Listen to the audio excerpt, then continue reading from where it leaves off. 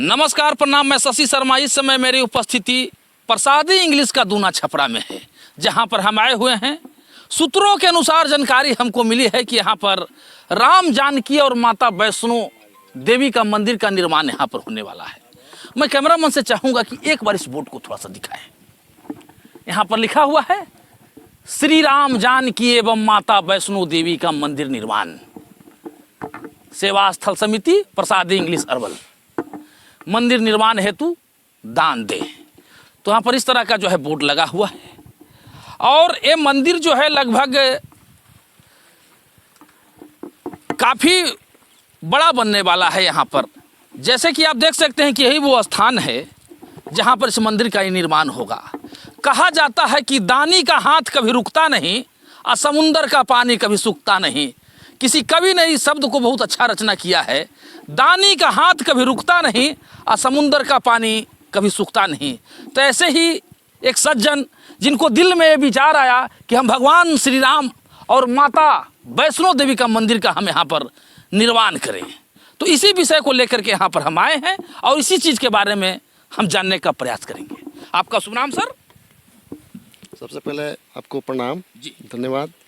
मेरा नाम राम तिवारी हुआ। राम तिवारी जी, और मैं प्रसाद इंग्लिश का रहने वाला हूँ जी। और मैं अपने आप को सौभाग्यशाली मानता हूँ कि आप सभी लोगों के द्वारा आज मेरे निर्माण जो मंदिर यहाँ पे होना है उस स्थल पर आप सभी लोग आए हैं जी। अच्छा, ये बताइए सर कि आपके मन में धर्म के दृष्टिकोण में इस तरह के विचार कैसे आया? देखिए, मैं बताऊँ तो मैं पिछले 12-13 साल से 2014 से मैं अपने गांव प्रसाद इंग्लिश में भगवान श्री राम का किरदार रामलीला में निभा रहा हूं। तो कहीं ना कहीं धर्म से जुड़ने का मुझे अवसर समाज के द्वारा दिया गया, अपने प्रभु श्री राम के द्वारा दिया गया। और मैंने अनुभव किया है अपने अंदर कि भगवान श्री राम का जन्म धरती पर जब हुआ है, वो धर्म की स्थापना और सभी जीवों के कल्याण के साथ साथ सभी जो भी नीचे दबे कुचले लोग हैं उनको उठाने के लिए हुआ है। तो मुझे भी ऐसा लगा कि जब भगवान श्री राम का अवतार इस धरती पर धर्म की स्थापना के लिए हुआ, तो मैं भी उनका एक छोटा सा भक्त हूँ, तो मैं भी अपने भगवान के लिए क्या कर सकता हूँ, मेरे मन में विचार आया। और मुझे लगा कि नहीं, कहीं ना कहीं अपने गाँव में भी भगवान श्री राम का एक मंदिर स्थापित हो जिनका आदर्श आज पूरा विश्व मानता है। देखिए, अयोध्या में भगवान श्री राम का इतना भव्य मंदिर निर्माण हुआ है, तो हम सभी लोग गए हैं, घूम कर आए हैं। तो मुझे लगता है कि अगर इस क्षेत्र के लोग अगर वहाँ नहीं पहुँच पाते हैं तो कम से कम भगवान श्री राम का एक छोटा सा भक्त होने के नाते मुझसे जो बनता है इस जन्म में वो करने का मैं प्रयास कर रहा हूँ।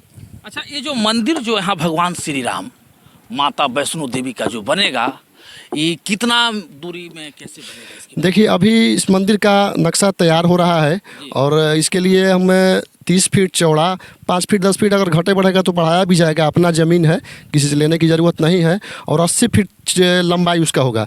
नीचे पूरा हॉल का तैयार किया जाएगा। उसके ऊपर में जो है गर्भगृह बनेगा, जहाँ पे भगवान श्री राम माता वैष्णो देवी के मंदिर का जो है मूर्ति का प्राण प्रतिष्ठा किया जाएगा। उसके ऊपर एक गुंबज 51 फीट का लंबा बनेगा और 2 गुंबज 31 फीट का लंबा बनने का प्रस्ताव भी दिया गया है।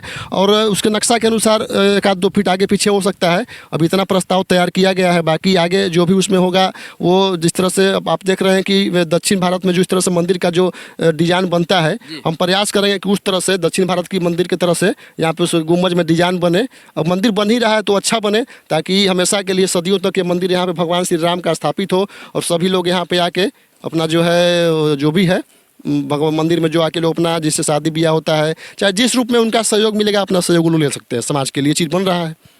जैसे कि आप देख सकते हैं कि यहाँ पर जो है भगवान का झंडा भी लगा दिए हैं। आइएगा सर इधर थोड़ा।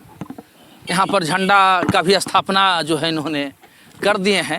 ये बजरंगबली का ध्वज जो है लहरा रहा है।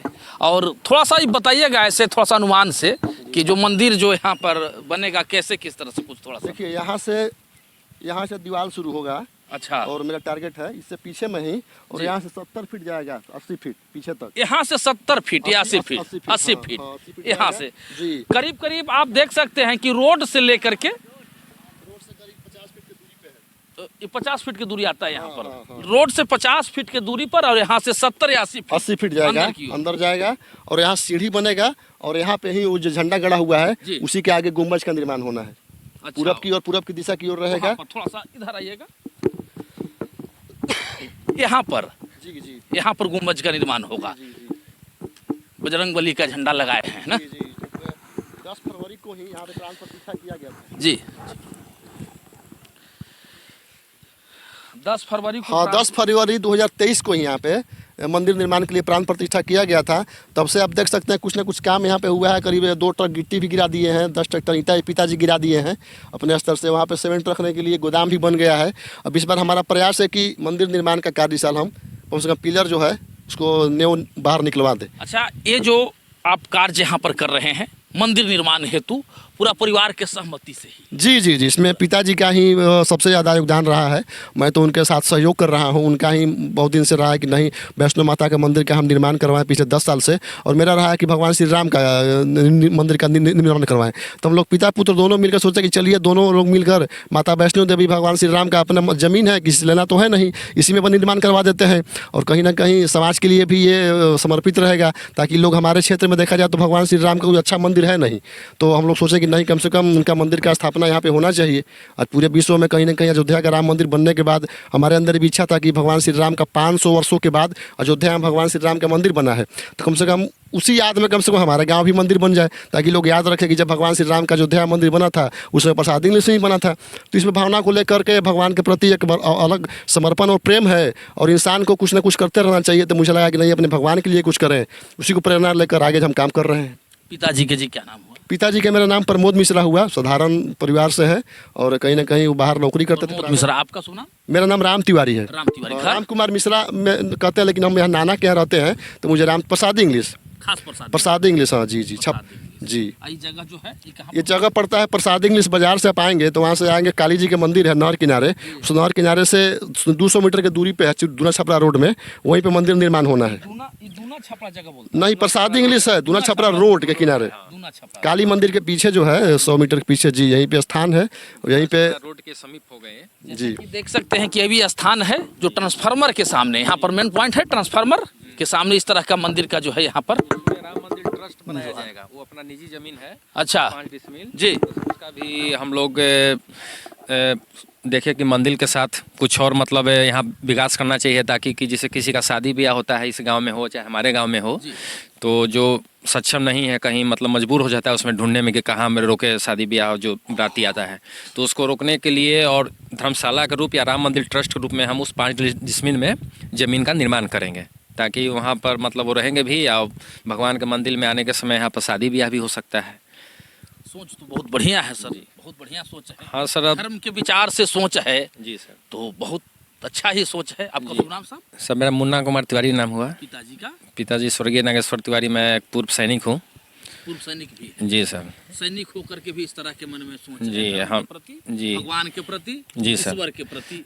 हम लोग का विचार आया पहले तो ये जिन्होंने ज़मीन दी है हमारे ही मतलब स्वांग है गुतिया बोलिए जो भी बोलिए, तो इनका विचार आया तो हम लोग सारे लोग सहमति किए कि चलिए ठीक है, मंदिर के साथ साथ जो वहाँ पर और अपना पैतृक ज़मीन है वहाँ पर हम लोग राम मंदिर का ट्रस्ट का निर्माण करा दिएंगे, ताकि आने तक मतलब जब तक ये रहेगा तब तक वो रहेगा ही, और सभी का भलाई होगा, समाज का भी भलाई होगा, धर्म का भी विस्तार होगा, धर्म के साथ समाज का भी कल्याण होगा, सभी का जन कल्याण भी होगा।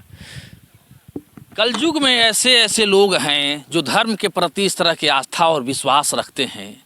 दानी का हाथ कभी रुकता नहीं और समुंदर का पानी कभी सूखता नहीं। किसी कवि ने शब्द बहुत अच्छा ही किया है, कहा है, जो आज यहाँ पर दूना छपरा